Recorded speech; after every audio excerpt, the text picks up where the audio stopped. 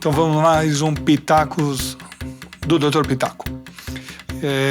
Então é o seguinte, a gente falou na semana passada sobre algumas coisas, algumas características do desenvolvimento infantil, na verdade do desenvolvimento de um ser humano. Hoje a gente vai se deter um pouquinho sobre aquilo que a gente conhece com o nome de sintomas. Então a primeira coisa é que talvez vocês tenham reparado que tem lá na chamada do episódio escrito assim, sinto muito bem, e não tem vírgula. Não tem vírgula por quê? Ou nenhum tipo de separação. Porque pode ser assim, sinto muito bem, e eu vou explicar o porquê. Ou pode ser, sinto muito bem, temos que ver o que está acontecendo. E aí ao longo do episódio a gente vai falar um pouquinho a respeito de sintomas. O que eles significam em todos os sentidos. No sentido de nos dar alarmes, referências com relação a como a gente funciona, e no sentido também de que nos demonstram para onde a gente deve ir no ponto de vista de investigar esses sintomas e chegar a algum problema que esteja acontecendo, que pode ser até normal, pode ser um sintoma de normalidade, como a gente vai falar. Então vamos lá. A gente vê no mundo de hoje as pessoas absolutamente apavoradas com qualquer sintoma que os filhos têm. Ah, meu filho está tossindo, eu não sei o que é. Quem mora em São Paulo tem um motivo simples para tossir, espirrar, nariz entupir. Você mora numa cidade que muda de clima 2 vezes por dia, pelo menos, entendeu? Se não 3 vezes por dia. Eu fico imaginando como é para uma professora do ensino fundamental explicar a estação do ano em São Paulo, né? Eu acho que é completamente impossível. Como é que você explica? Outono é a época que caem as folhas, que começa a esfriar. Mas, professora, dizem que a gente está no outono e a minha árvore, a árvore da esquina de casa floresceu, está cheia de flor.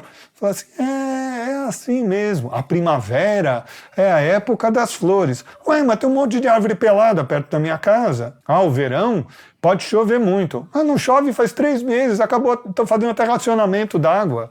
Pois é, então como é que a gente explica isso? A cidade de São Paulo, ela tem, assim como várias outras, e principalmente como as metrópoles, ela tem uma tendência a ter uma mudança do jeito como o clima funciona. E eu tenho uma hipótese, então voltando, Pitaco. Uma hipótese de que o fato de que a gente tem muito concreto, esse muito concreto funciona da mesma forma como funciona a areia. Então, se algum de vocês já viu aquele programa No Limite, vocês viam que de dia os caras estavam derretendo no sol e de noite estava todo mundo agasalhado passando frio. E a mesma coisa no Saara. O Saara está com 45 graus durante o dia e 2 à noite, quando some o sol. Dissipa o calor e aí esfria muito. E isso, de alguma forma, tem a ver com essa variação de 15 graus da temperatura por volta do meio-dia e por volta das 10 horas da noite ou 3 horas da manhã em São Paulo. Você vê essa variação de 15 graus, que já começa na hora que o sol começa a se esconder atrás dos prédios, por volta das 4h30. Esse é um dos principais sintomas que a gente tem de morar na cidade de São Paulo. A outra é que a gente tem um adensamento demográfico muito grande, tem muita gente por quilômetro quadrado ou por metro quadrado. Então a facilidade dos germes se transmitirem aumenta. É muito mais fácil fazer telefone sem fio, que fica engraçadíssimo, com um grupo grande do que com um grupo de 3 pessoas. Então acho que isso é legal a gente ter em mente. E aí tem uma coisa que é fundamental. Os sintomas, eles são fundamentais. Os sintomas nos contam quando a gente está com alguma situação que sai da normalidade. A dor, por pior que ela seja, e ela pode ser horrorosa, como por exemplo uma dor de dente, uma dor das ondas do trabalho de parto, uma nevralgia de trigêmeo, uma cólica renal, são dores abomináveis, tá? Ainda assim, elas estão dizendo para o nosso corpo, falar assim, escuta, tem que fazer alguma coisa aqui, você tem que resolver isso aqui, tá bom? Felizmente, uma dessas dores, na maior parte das vezes, resulta num privilégio inigualável, que é ter um filho, uma filha. Mas as outras não. Mas elas, no mínimo, estão contando para a gente, olha, alguma coisa aqui precisa ser vista e precisa se dar atenção devida para esta coisa. Então, a dor avisa, o sintoma conta. Tá? Então a gente não pode desconsiderar isso. E mesmo no universo da psicologia, a gente considera dentro da psicologia e da psiquiatria que sintoma é quando uma determinada situação, um determinado comportamento, um determinado sentimento ou pensamento faz que adoeça ou a gente, ou o mundo ao redor, ou ambos. Tá? Então, é muito necessário que a gente tenha essa atenção. E aí, os sintomas, eles não cessam imediatamente conforme você começa a tratar. É muito comum, muita gente acreditar que assim, meu filho está com uma pneumonia, eu passei no médico, eu passei no pronto-socorro, o médico receitou antibiótico e a tosse ele tá 2 dias tomando antibiótico, a tosse não sumiu. Primeiro, por uma coisa muito simples, antibiótico não é remédio de tosse, portanto ele não ia tratar a tosse. Para tratar a tosse, você tem que tomar remédio de tosse. Segundo, porque o antibiótico, o que ele está fazendo, na verdade, é que ele está reduzindo a quantidade de bactérias, porque no geral a gente está falando de antibiótico como antibacteriano, reduzir a quantidade de bactérias para que a defesa que eu tenha consiga ser uma briga justa, que não sobre gente de uma gangue e falte da outra. E é isso que vai fazer que o nosso corpo debele a infecção. Então essa é outra coisa que vale a pena a gente parar aqui e vocês repararem no que eu disse. O nosso corpo nos defende, tá bom? Não é o antibiótico que mata o bicho, é o nosso corpo que mata o bicho, tá bom? É o nosso corpo que é devolvido para a normalidade. Isso é tão verdade que lá no século XIX, o cara que descobriu o bacilo da tuberculose, a bactéria da tuberculose, ele chamava Robert Koch. Tá? Ele descreveu que existe uma tríade da doença infecciosa. Para uma doença infecciosa acometer uma pessoa, eu preciso, primeiro, de um germe numa quantidade grande para ele atacar o meu corpo e ser eficaz, vamos dizer assim, no trabalho dele que é atacar meu corpo. Eu preciso que a virulência, ou seja, a potência desse germe seja muito grande e eu preciso em contrapartida de um sistema imune que vai duelar, vamos dizer assim, com este germe. Então, se eu tenho o germe em pequena quantidade, o meu sistema imune vai se defender, não vai haver infecção. Se eu tenho um germe que é pouco virulento, tem grande chance do meu corpo conseguir debelar esse processo também. Agora, se eu tenho um sistema imune comprometido, por vários motivos, inclusive por questões emocionais, tá? E eu já falo disso, mesmo um bicho fraquinho que tenha pouco número, ele pode acometer o meu corpo, tá? Então é bom lembrar desse tipo de coisa.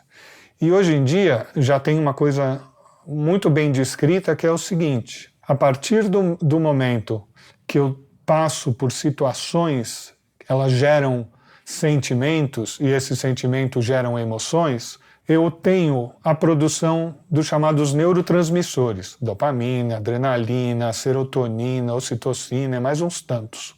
Esses neurotransmissores, eles não ficam só nas sinapses, ou seja, na conexão entre um neurônio com o outro passando informação.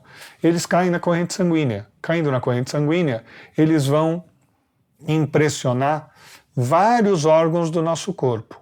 E eles vão impressionar o nosso hipotálamo, por exemplo, para produzir o que a gente chama de neuropeptídeo, ou seja, são aminoácidos ligados à substância que vão dar para ela uma assinatura, entre aspas, que vai passar pelo corpo e mandar mensagens, mandar informações. E os órgãos, vamos dizer assim, o sistema corpóreo nosso, ou pelo menos um dos sistemas mais importantes para a recepção desses neuropeptídeos é o nosso sistema imune. Então, os sentimentos e as emoções que as coisas da vida evocam na gente, com certeza interferem no sistema imune.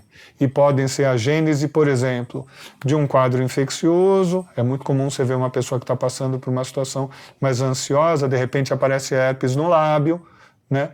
De repente ela fica com um quadro de alergia, de coceiras importantes, de repente ela fica deprimida, de repente ela pode caminhar até para doenças como cânceres, por conta desse componente. Então é importante que a gente tenha isso em mente. Eu sei que eu estou fazendo um balaio de coisa aqui, mas é para frisar essas coisas. Os sintomas são fundamentais e eles não cessam imediatamente.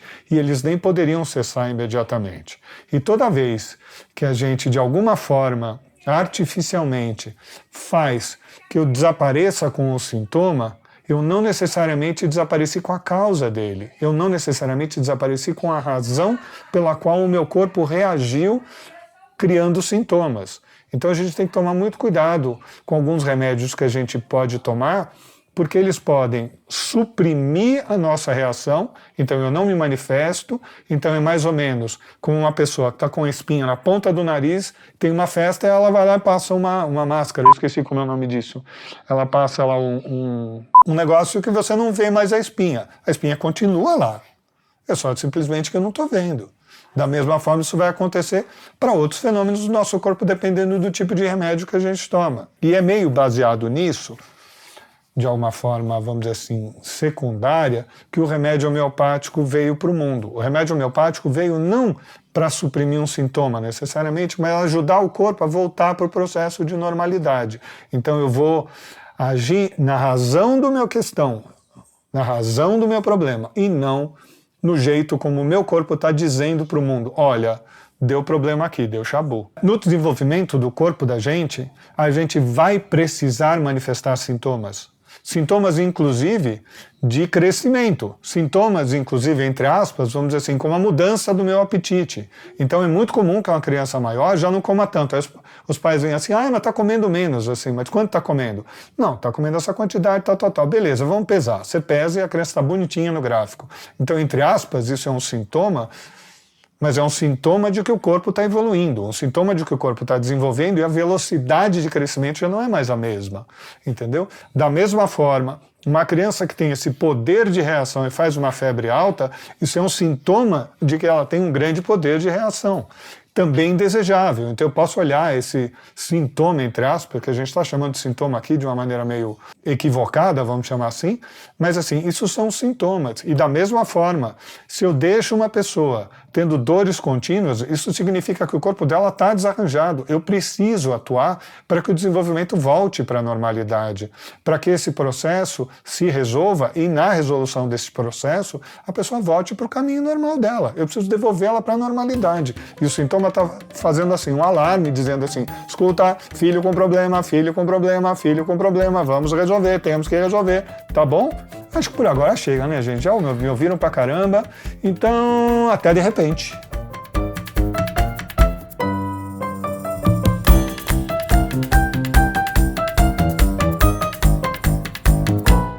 Este podcast foi editado por Felipe Mux.